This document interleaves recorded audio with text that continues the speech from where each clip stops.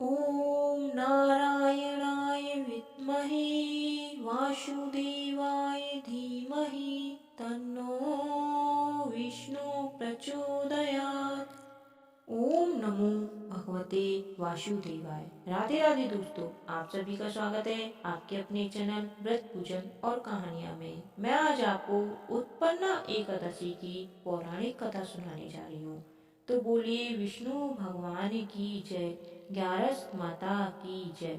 एक पौराणिक कथा के अनुसार सतयुग में मूल नाम का एक दानव था। वह बहुत ही भयानक और बलवान था। उसने अपने बल से सभी देवताओं को परास्त कर दिया था। उसके भय से सभी देवता स्वर्ग से भागकर भगवान शिव के पास गए।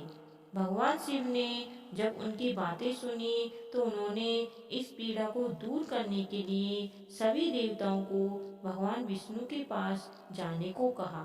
उनकी बात सुनकर सभी देवता क्षीर सागर गए।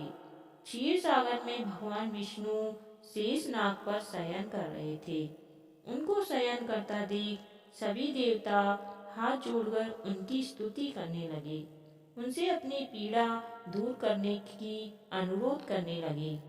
दानव द्वारा सताए गए सभी देवताओं को अपने शरण में आए देख भगवान विष्णु ने कहा, वह कौन है जो आप लोगों को स्वर्ग से बाहर निकाल दिया है? उसका क्या नाम है? उसमें कितना बल है? वह कहाँ रहता है?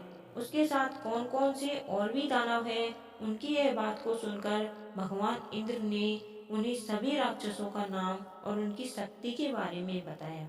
उन्होंने कहा कि उस राक्षस का एक महापराक्रमी मूल का एक पुत्र है।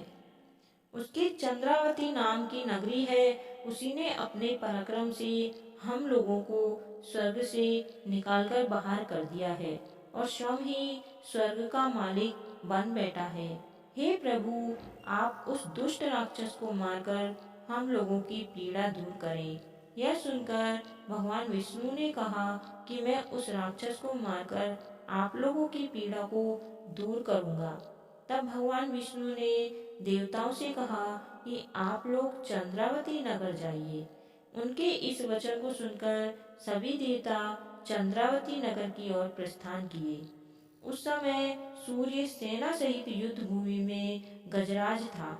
उनके भयानक गर्जना को सुनकर सभी देवता चारों दिशाओं में भागने लगे।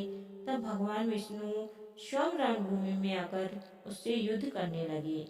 यह युद्ध 10,000 वर्ष तक चलता रहा। युद्ध में थक जाने पर भगवान विष्णु बद्रिकाश्रम चले गए। वहाँ हेमावती नामक सुंदर गुफा थी। बता दें, यह गुफा 12 योजन लंबी है। उसका एक ही द्वार है। भगवान विष्णु वहाँ योग निद्रा में नजर आते हैं। भगवान विष्णु के सो जाने पर मोर भी उनके पीछे पीछे उस गुफा के पास आ गया।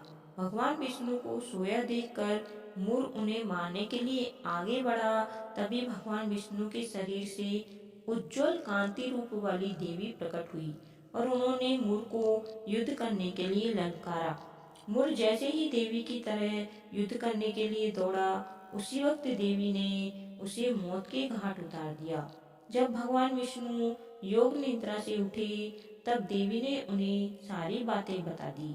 देवी ने कहा कि उनका जन्म एकादशी के दिन हुआ है, इसलिए वह उत्पन्ना एकादशी के नाम से पूजी जाएंगी।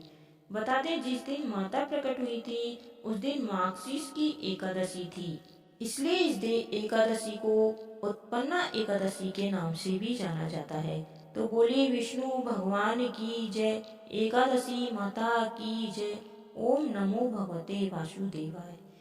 कहानी सुनने वाले सुनाने वाले सभी का भला हो, आपकी सभी मनोकामनाएं पूर्ण हो और अन्य व्रत कथाएं सुनने के लिए चैनल को अभी सब्सक्राइब करें। धन्यवाद। आपका दिन शुभ हो।